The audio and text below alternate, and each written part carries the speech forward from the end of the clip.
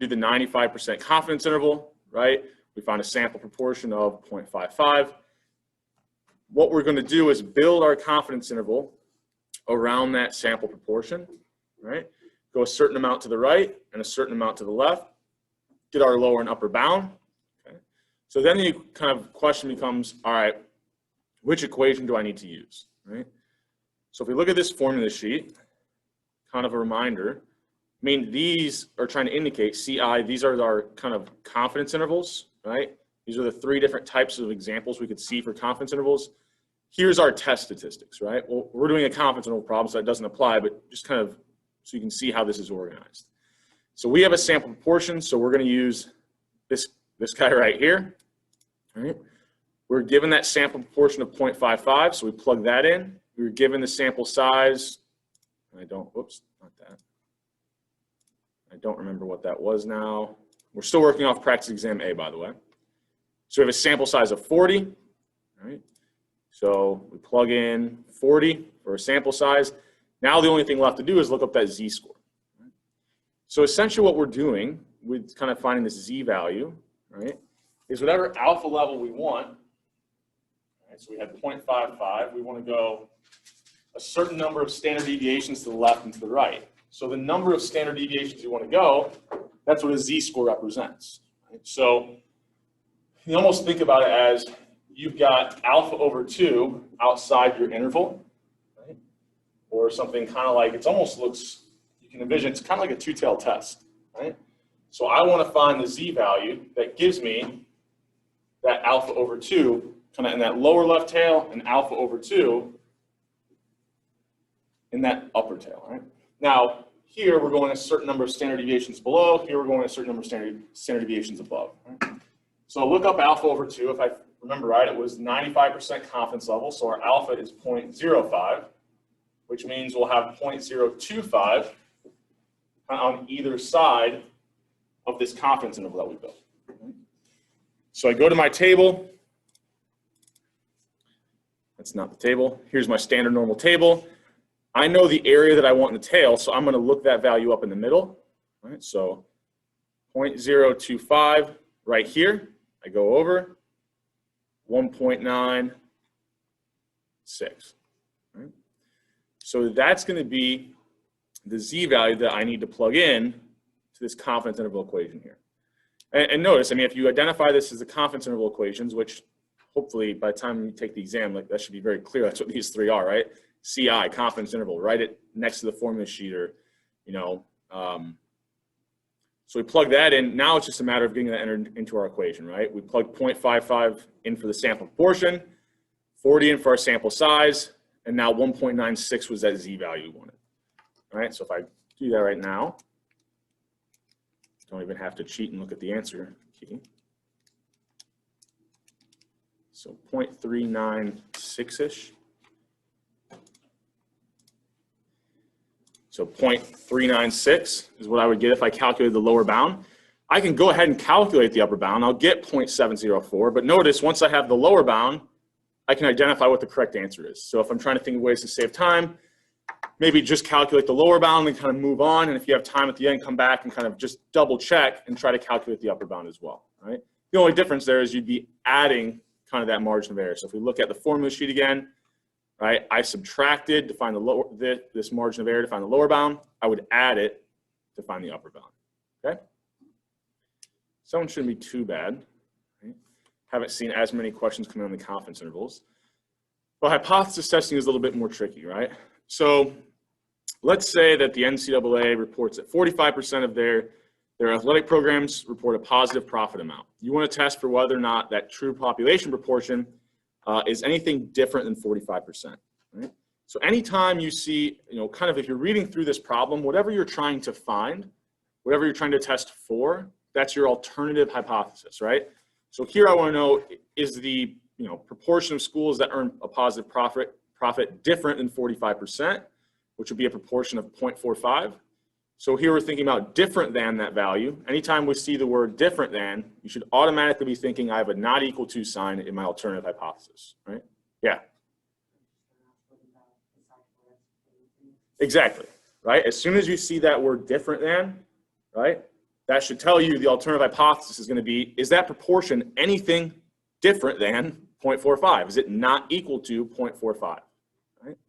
So that's going to be our alternative hypothesis. So we assume the opposite is true, which is that it's equal to 0.45. Okay? Any questions on that one before I keep moving here? Okay with that? So the next step, right? Hopefully this isn't too tricky either when it comes to test statistics. I'm dealing with a proportion example, right? And I want to find a test statistic. So instead of trying to memorize these formulas, go here, print this out, or pull up the Word document right kind of next to this, or insert a text box next to it or something. These are your 3 test statistic equations. We have 3 different types of examples. One, if we were looking at a sample mean and we had a known population variance. One, if we had a sample mean and we had only a sample variance. Notice the difference there. They're still test statistics, but this is a Z statistic because it comes from the standard normal distribution. This one we would maybe call a T statistic because it comes from the student T distribution. However, if we're dealing with proportions, hopefully we never have to make that mistake, because if we have a sample proportion, this is the only test statistic equation that has a sample proportion in it, right? So we'll plug in our sample proportion here. I'll zoom in a little bit. So we plug in our sample proportion of, I don't even remember what it was, 0.55, I think. Where was this? There we go. Yeah, 0.55, okay? We had that assumed true proportion of 0.45, right? That's what we were assuming, that proportion was equal to 0.45. Plug in 0.45, 0.45, sample size was 40. These are ones which it's hard for me to give too much instruction after we identify, after I explain how you identify what test statistical equation to use. At that point, it's just a matter of plugging those values in, right? I even kind of notated the sample proportion in the problem when you were given the information. So 0.55, plug that in. Hopefully we're pretty comfortable now, knowing n is our sample size. And then that assumed true proportion comes from that null and alternative hypothesis. So whatever value is in that null and alternative hypothesis, we should be plugging that in there. On the exam, what I would probably do in a question like this, because notice, if you got this one wrong, right, let's say I put 0.55, or I incorrectly selected the null alternative, well, I'm going to be plugging the wrong value in here. So what I'd likely do on the exam is something like, assume that instead the null alternative hypothesis that you have is this, right, and give you kind of a new starting point so that you have you're all kind of working with the same value. You don't have kind of cascading errors. Oh, I saw someone's hand up for a second. Sorry. So I mean, at that point, it's really just a matter of being able to plug those values into that formula, right? Now, right away, we should know that we can at least narrow some things down or prevent ourselves from making some easy mistakes. So I know that my sample proportions should be normally distributed around whatever that true population proportion is. Well, I've assumed it's 0.45. So if in fact that is the true value, they should be normally distributed around that. I found a sample proportion of 0.55, right? So if I'm thinking about, let's see, make sure this ends up on there. Turning this into kind of my Z statistic here, what should the sign be? I don't know if that helps at all. What should the sign of my Z statistic be? If I look at the assumed true proportion, this is kind of the mean. If I were to turn that into a Z value, what should that have a Z value of? The mean will always, well, not 6, but the mean will always have a Z value of 0. So if I see anything above the assumed true mean, that Z statistic will have to be positive. If I see any sample evidence below the assumed true value, that's going to be a negative test statistic or a negative Z statistic, right? And that applies to any example. Anytime we're looking at kind of calculating a test statistic, if you just draw this out, plot that assumed true value, plot the sample evidence you found, you should at least know what the sign of your test statistic will be. So we know it's going to be positive. So we can rule out D. Can't really rule the other 3 out, but we can rule out D, right? Yeah. So from that null, you're getting 0.55 just from seeing C and D? C and D. Well, just like those. No, sorry. So use this information for the following 5. This is like, they're all kind of runs, yeah. So we're taking this information, adding in, and the exam will be kind of set up similar, right? I'll start out like a batch of 4 or 5 questions. I might give you some initial information, and I tried to make it like more, like on the exam, reference the thing found in question, whatever the question was before it. But yeah, we're using this information for kind of the next 5 questions. Yep. So at that point, it's a matter of kind of entering it into our calculator. Yeah. The assumed true value. So we're looking at, so in here we have an assumed true population proportion, or if we had an assumed true population mean, it's always going to be 0, right? Because remember when we said, if you think about what our test statistic equation was, and I won't write out this here, but that assumed true value, well, if I'm thinking about turning that same value into a test statistic, I would just be taking P, the assumed true proportion, so it's always going to be 0. And the same thing if I had an assumed true mean, then I would just be subtract. Yeah, so it'll always have kind of that Z value, or if we're doing a student T example, a T value kind of 0 there on my laptop bag. All right. So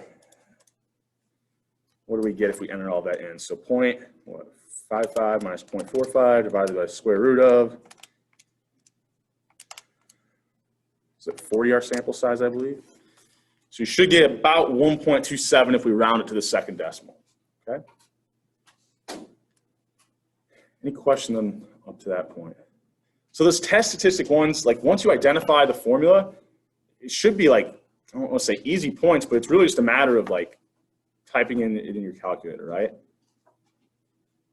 Okay. Any questions on that one? So what if we want to find critical values? So I've been getting a lot, kind of more questions about how we find critical values on these practice exams or on the Connect homework. So right away, if I have a right-tailed test, right, that means that only evidence on the right side can go against the null, right? Because for we'll do my alternative, my null, right tail test, let's say we use that 0.45, less than or equal to, right?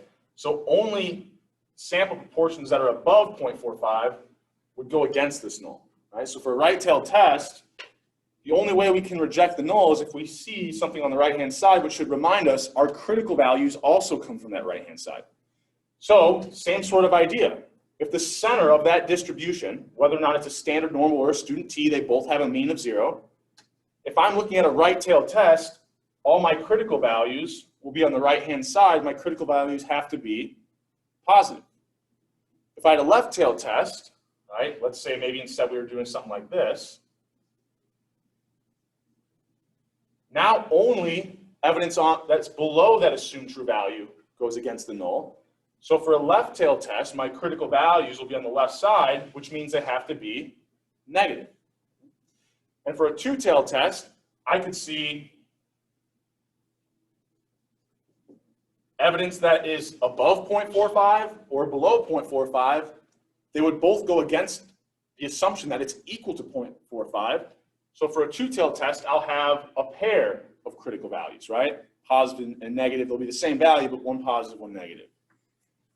So right away when we're looking at these possible answers, if I had a two-tailed test, right? Once again, on the exam, I'd probably give you a different assumed null and alternative hypothesis. So if you got this one wrong, it wouldn't have cascading effects. But assuming that we found this correct, if it's a two-tailed test, what are the only possible options here? Yeah, I just said, right? You have to have pairs of critical values, one positive, one negative at each alpha, right? So A and C are the only ones that make sense here.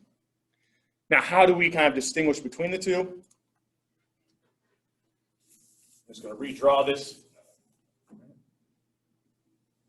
So we're looking at that standard normal distribution. We have a two-tailed test.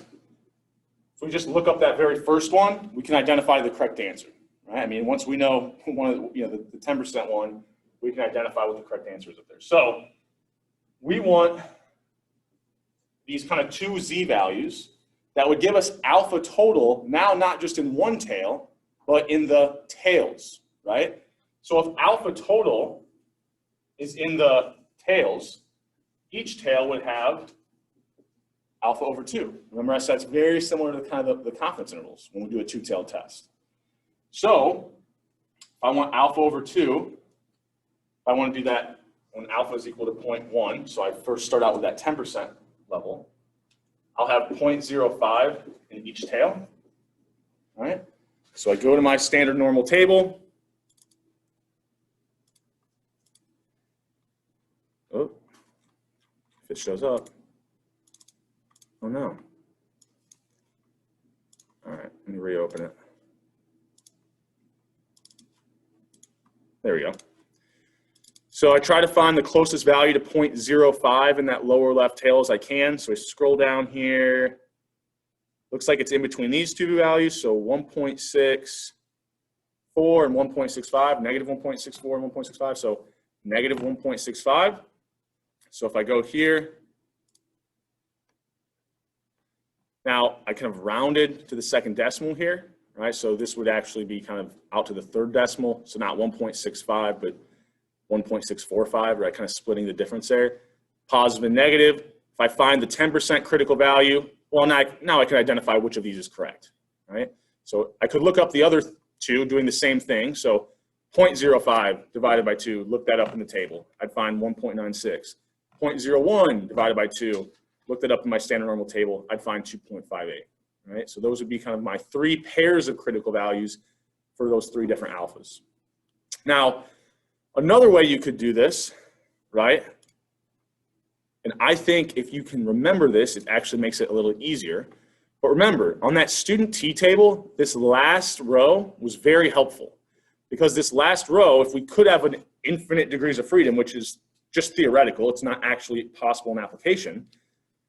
But if we could get it to be infinite, our student T distribution would be exactly what the standard normal distribution is, right? So this last row of the student T table is actually telling you what values you would find from the standard normal distribution. So notice, when we just looked up 0.05, right, we would have found 1.645, right, because it was in between 1.64 and 1.65. 1.96, it's exactly what we would have found if we looked up the alpha of 0.05 and we divided it by 2. 0.01 divided by 2 is 0.005. If we look that up here, we'd see it. We don't just have to round it to 2.58. We would know it's 2.576, right? We can kind of go out to the third decimal if we want to use this table, okay? Now, I personally think this is easier because like when I'm looking up critical values for multiple levels, I can just look them all up at the same time. But if you're just more comfortable kind of doing one at a time, looking them up on the Z table, that's fine as well. You'll find the same values. Just here, they'll be rounded to the second decimal, okay? Any questions on that? Okay with that? And the N would be 39, or the degrees of freedom. So here, the only time we have to worry about degrees of freedom is when, and the confidence intervals kind of remind you of this equations, is if we're looking at a sample mean with only a sample variance. No other time do we need to worry about degrees of freedom, right? So all I was saying was if you had an example where you were using the standard normal distribution, you could use this last row of the student T table with the degrees of freedom of infinity. Because that's essentially what a standard normal distribution is. It's a student T distribution with an infinite degrees of freedom. Yeah.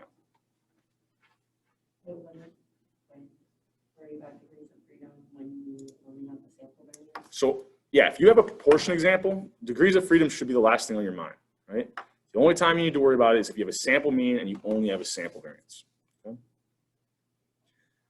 All right, so 14, let's assume you found the test statistic before was 1.34.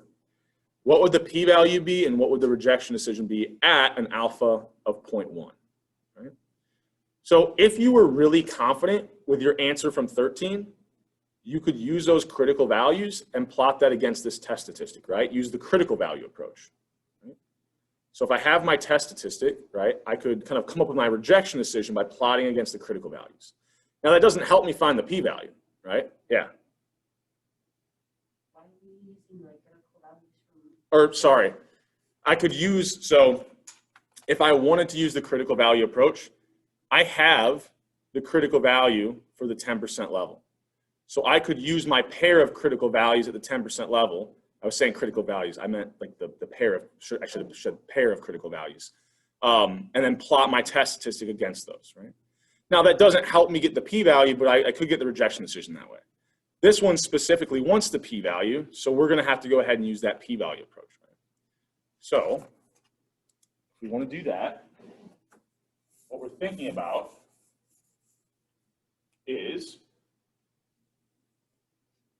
once I find the test statistic, remember my test statistic is a z statistic. It's a z value, so it's coming from that standard normal distribution. So if I found 1.34, right, the p-value would be the probability that I saw something, like that I saw the sample evidence that I did that was as far away from the assumed true kind of mean or population proportion here, or something even further that goes against the null. Now here we have to remember we're dealing with a two-tailed test. Right? I kind of erased it, but we had the two-tailed test. So this represents half my p-value. It would have been equally as likely for me to see something that was 1.34 standard deviations below.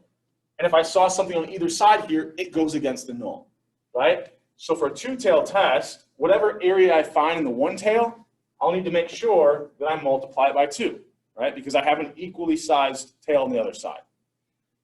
So I can look up kind of this z-value of 1.34. The table will tell me the area to the left. I want the area to the right, right? So I'm going to have to subtract whatever I find on the table from 1. Okay? Now, so we'll do it that way first, and then I'll kind of mention something else. So let's look up 1.34 on our table. Scroll down here. 1.34, so 0.9099. So 0.9099,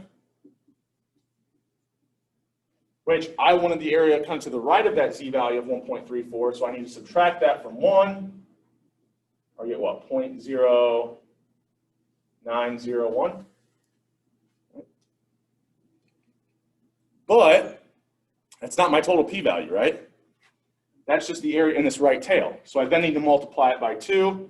If I do that, I think it's what, 0.02. So that's my p-value, right? So if we look at our answers, there's only one that has that as the p-value. So I can actually don't even have to really go ahead and make the rejection decision because it doesn't matter. I know that C is the right answer, right? But just in case, right, C wasn't like I gave you 2 options with 0.1802, how would I make that rejection decision? Okay. Well, we only reject if the p-value is less than alpha. My p-value is 0.1802. The alpha we were told was 0.1. It's not less than 0.1, so I fail to reject, or I do not reject the null. Okay? Did you have a question? I was getting ready to ask from one yesterday whenever we did a number and then less than p-value. Yeah. So here we were only behind p-value. Yeah. So here we were only testing against one alpha, right? So it was a little bit easier. I could actually here test against several alphas at once, right? I could say, is 0.18 less than 0.1? No, I failed to reject. Is it less than 0.05? No, I failed to reject. Is it less than 0.01? No, I failed to reject. Any questions on that before we? All right, I want to show you one other way you could have done this. If you remembered it was a two-tailed test right away, and you knew that just because you found a test statistic of 1.34, it would have been equally as likely to have seen a test statistic of negative 1.34, and that would have went against the null as well. So if I kind of walked you through kind of how you would find the area to the right of your test statistic here. But you could have known, well, this is going to be the same sized area as the area below negative 1.34. So I could have just looked up negative 1.34 on the table, then I don't have to worry about subtracting it from 1, right? If I look that up, I'll prove it to you, but you would have found 0.0901, multiply it by 2, and you would come up with the same p-value. So if I instead had looked up kind of the negative test statistic, since it was a two-tailed test, so we go down here. Where's the 4 column? Right here. Okay, so negative 1.34, 0.0901, right? So we would have found, so negative 1.34, the area to the left of it, 0.0901. So we could have looked up kind of that, but that kind of, in order to do that, you have to kind of remember for a two-tailed test, it would have been equally as likely for you to see that same test statistic, but negative. Right? And then you could have used that to find the area to the left instead. Okay? Any questions on that? Okay with that? So one thing I would say to remember, just in general, because like I said, I know I've noticed a lot of people having problems with critical values. One way in which you can really greatly reduce the difficulty initially is like for a right-tailed test, remember that critical values are always positive. Left-tailed test, critical values are always negative. And for a, I guess I can write the number here, two-tailed test, you'll always have kind of a pair of critical values. Right? And the exception for the two-tailed test, it's really kind of like the critical values that give you alpha over 2 in each tail, because you'll have 2 tails. And here you're just thinking about kind of alpha either in your right tail or alpha in just your left tail. So maybe that's a good way to kind of keep track of it. Any questions on that, or any specific problems you guys want to go through? Maybe even connect problems if you really wanted to. No? Okay. So we did these last class. So we went through 1 through 4 at the beginning of last class, right? So kind of extending from those same examples, right? What happens, right? So I think we did, we just did the uniform ones, right? So we'll kind of take a step back and look at some old stuff as well here, and just to get some more kind of familiarity with that. On Monday, I'll probably just do hypothesis testing problems, but here I want to make sure we go over some old stuff. So I have this normally distributed variable that has a mean of 3,700 and a variance of 250,000, right? So what's the probability that I see someone consume more than 3,000 calories a day, right? So this random variable is for calorie consumption, right? So we want greater than 3,000, we have the mean, we have the standard deviation. So right away, we should be thinking about is we have this normally distributed variable. It's nice and easy. I don't have assumed true means. I don't have building confidence. I know what the population mean is. And so I know that for that random variable x, it's normally distributed around 3,700. I found, I want this cutoff value of 3,000. I want to find what's the probability that someone consumes more than 3,000. So if I just draw this out right away, what does this probability have to be greater than? 0.5, right? Because the area to the right of the mean is 0.5. So I think on this one right away, if I just go look at the possible answers, I can rule out A. D doesn't make any sense. I'm looking for the probability. Probabilities have to be between 0 and 1. Right? So A and D are ruled out. These two are above 0.5, right? But what would have to be true if the answer C was correct? So if the area to the right of 3,000 was 0.5011, I would actually have to see something that was like really, really close to whatever the mean is, right? Because the area to the right of the mean is 0.5. So if I wanted the area to the right of the value to be 0.5011, I'm not going to see something that's as far away from the mean as I have. So if I'm just throwing darts at this one without even wanting to do any math, I'm probably thinking that 0.9, whatever it was, makes the most sense as an answer. Now, if I actually want to if I had some more interesting other possible answers, how would I actually find what that probability is? Well, if we look at that formula sheet, and we go over here, this is kind of our uniform distribution stuff. The next stuff is, what if I just have a normally distributed variable and I want to turn some cutoff value into a z-value? I take that value, subtract the mean, divide by the standard deviation, right? It was as simple as that, okay? So I want to turn this into a z-value, right? Once I have that z-value, I then want this area to the right. How do I turn that into a z-value? I take that cutoff value I'm interested in, subtract the mean. Now here I need to divide by the standard deviation. I was given the variance. So I could do this one of two ways. I could first find the standard deviation, which would just be the square root of that variance that we were given, 250,000. Or I could just plug, and then plug that into my denominator. Leave myself a little more room here. Or I could just plug it into the denominator, the square root of 250,000. Right? Either way, I'm going to do an intermediate step or not. Once I do that, I believe it's going to be 500. I think this should be negative 1.4. I'm doing math in my head correct there. So I've got a z-value of negative 1.4. I go to the table to look that up. Negative 1.40, right? Negative 1.4, the second decimal is 0. So 0.0808. Right? So 0.0808. But remember, don't look at the answers and then go, oh, 0.0808, that's the answer, right? Because if I drew this out, I remind myself, remember we said we knew the probability had to be greater than 0.5 because I wanted the area to the right of it, right? So to find the area to the right, I have to subtract that from 1, so 0.9192, okay? Any questions on that one?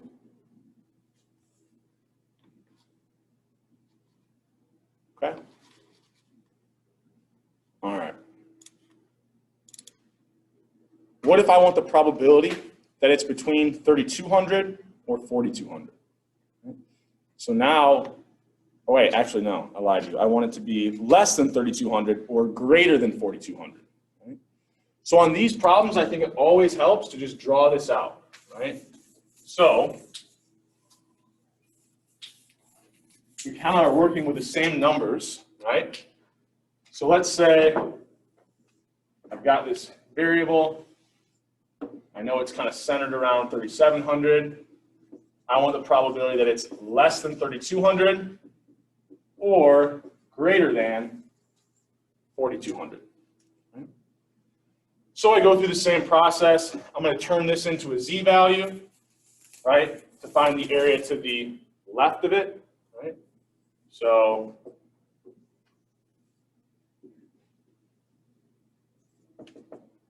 take that value, subtract the mean, divide by.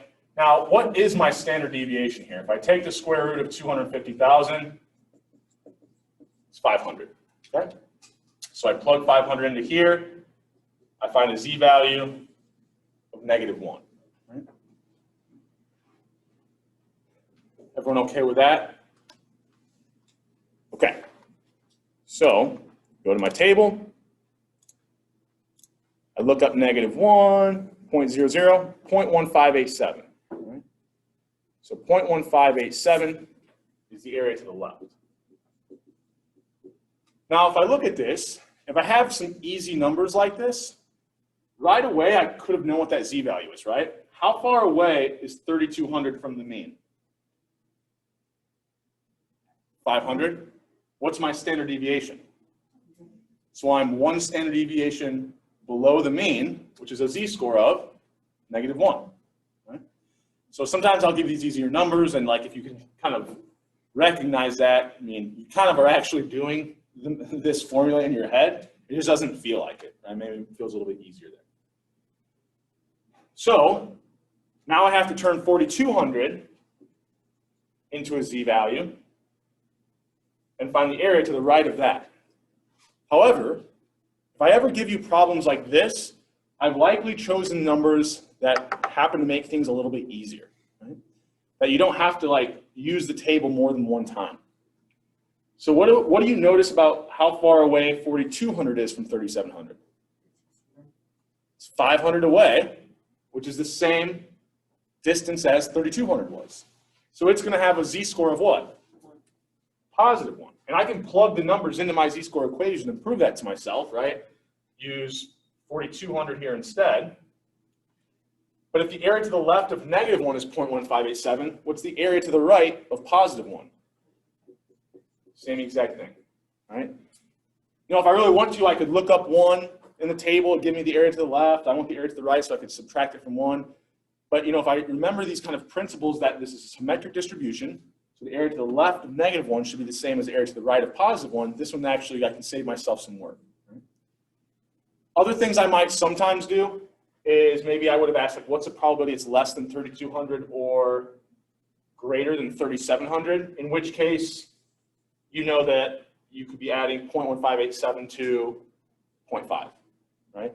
So, you know, if instead of 4,200, I just ask, was it greater than 3,700? Well, I'm really asking, is it greater than the mean? That's a probability of 0.5 there. Okay? But that wasn't what this problem asks. So just kind of giving you some additional things that might pop up on the exam. Okay? All right, so those ones shouldn't be too bad. But now what happens, oh, and if we do that, sorry, the final answer would be 0.3174, right? If we had 0.1587 in each tail, add them together, you get 0.3174. Now, what about if we instead, from that normally distributed variable, take a random sample of 25 people? Right? So we said the central limit theorem, we needed at least 30 observations, but that was only if the original variable wasn't normally distributed. We have a variable that is, and so we're okay. We know that if we take a sample of 25, our sample means will be normally distributed, and they should be normally distributed around whatever the original mean of the data we sampled from was, right? So when I think about the distribution of my sample means, that's really what I'm drawing out in every hypothesis test equation when we have a sample mean, right? And what we said was, well, in the hypothesis test problems, we were saying those sample means should be normally distributed around the assumed true mean. But if we actually knew what the population mean was, what we're really saying is that sample means will be distributed around whatever the true population mean is, right? In this case, we sampled from that normal variable that had a population mean of 3,700. So you almost think about this as the mean of my sample means is whatever the original population mean was, which was in this case 3,700. Okay?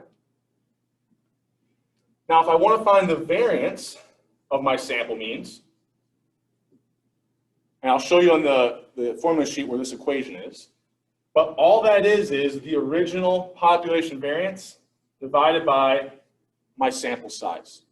Right? So here, 250,000 was my original population variance from the data I sampled from, divided by 25 here. Right? I think I should be left with, what, 10,000?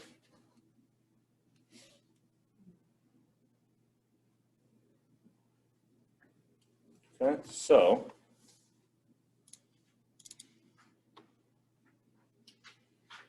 if I want, not the variance though, right? I want the standard deviation. Why am I getting that? Okay. I have to do one slightly other thing. So if we look at our formula sheet, here was that equation for finding the variance of our sample means. It was the original variance over the sample size. But remember, if I want to find the standard deviation, all I have to do is take the square root of that, right? So I found that the variance was 10,000, so my standard deviation, got my equal sign here, hold on. So my standard deviation for my sample means should be equal to the square root of the variance, which the variance was 10,000, so I should have a standard deviation of 100. Okay? So the mean of my sample means would be 3,700. The standard deviation of my sample mean should be 100. Okay? Now, if we go back here,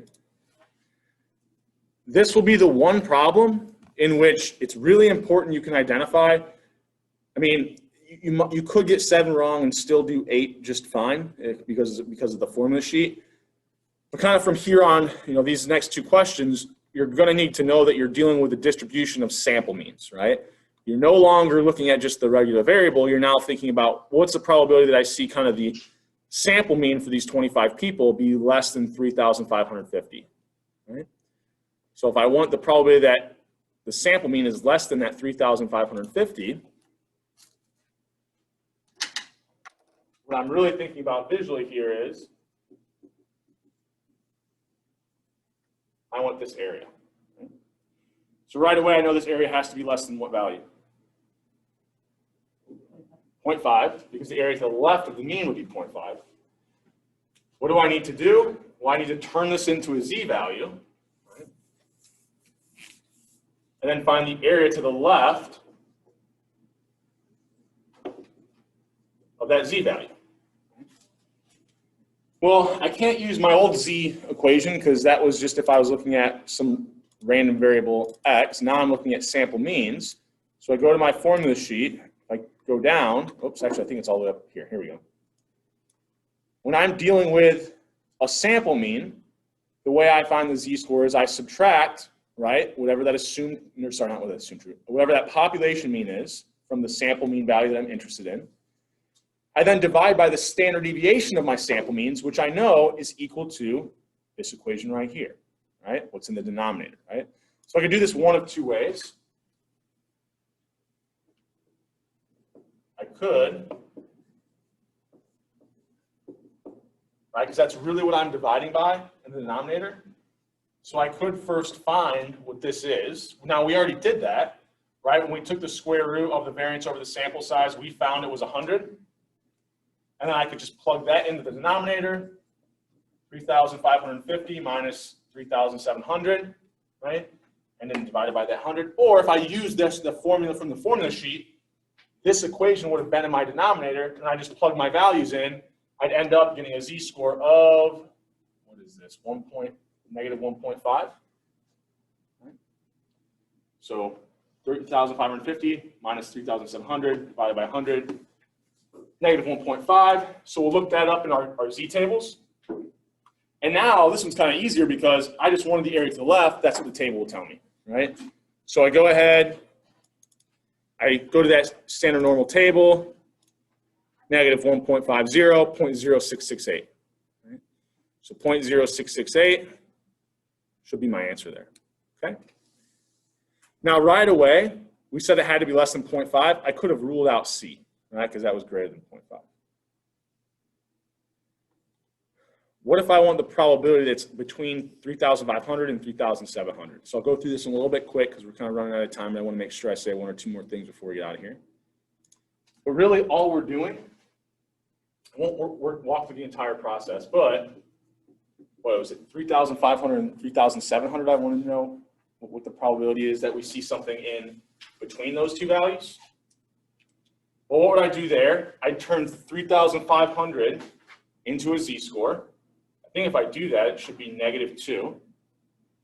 I can find the area to the left of negative 2. If I turn 3,700 into a z-score, what should I have a z-score of? 0. And the area to the left of it should be what? 0.5. So whatever I find the area to the left of that z-score of negative 2 to be, I subtract that from 0.5, and I'll be left with kind of what's in between there, right? So what I originally wanted kind of was what's in between. So I'll take kind of this smaller area, subtract it from the larger probability I found, which is 0.5, and I'll have the probability that I'm in between those.